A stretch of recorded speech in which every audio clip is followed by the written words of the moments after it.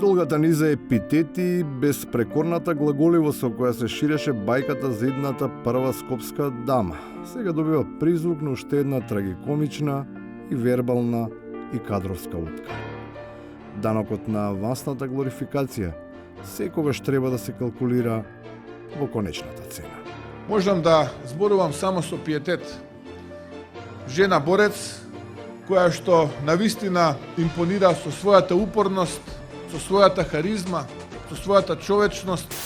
Во ВМРО ДПМН има многу честни, вредни, храбри луѓе. Мицкоски, за жал, не е еден од тие. И Данела не само овдека во Скопје, во Македонија, се докажа и надвор и во светот. И затоа е чест и гордо за мене како човек да застанам позади лик. Смалите доживљај. Богатството на зборови, сочниот вокабулар и користењето стилски фигури не само што не застануваат, туку добиваат на динамика. На параболата и хиперболата се одговара со алегорија, па се добива привид дека не станува збор за кавга околу милионски тендер, туку за надпревар по граматика. Кога ги фативме директорчињата на Мицкоски со рачињата во медот, тогаш веќе јас како градоначалник не чинам. Рачиња во мед е метафора, не е одговор на советничко прашање.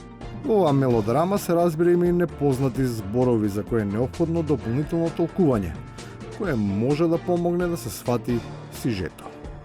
Врз основа на спроведениот квиз очигледно е дека се работи за улога, која некој се обидувал да ја преземе, а друг не сакал да му ја даде. И тоа во два последователни чина. Кај е шпицниот градоначалник, не го гледам тука. Кај се крие Мицкоски? Господин Мицкоски, што ова значеше на Арцовска шпицен кандидат, градоначалник? Па, предпоставам ке треба господјат Арцовска да ја прашате што значува. А што шпицен премиер изиграва шпицен градоначалник? Може секаде да биде. Во Карпуш не може да биде шпицен. А на шпицниот градоначалник да му кажам едно. Мицкоски да не се крие. Посебна специфика на запретот, чија ескалација допрва се очекува им даваат тие кои со сериозна доза на револт и искрена разочараност ја преземаат обврската, товарот за иницијацијата, да падне на нивните плеки, подметувајќи се дури пред тоа да го стори и самиот лидер. Ја имам малци поголема одговорност од тебе во оваа ситуација, сега ќе ти кажам искрено зошто. Ајде. Првенствено затоа што јас бев еден од првите, еден од ретките во почетокот, а потоа и во целата кампања, кој ја поддржуваше господјата Данела Арцовска. Оние со малку почиста совест, кој вела дека приватно се спротивставили, ако јавно дале поддршка. Освен интервентните граматички корекции, врз основа на долгорочно следење на однесувањето, водејќи се од анализа на карактеристиките и спецификите на поведението, изработуваат и психолошки профил на личноста.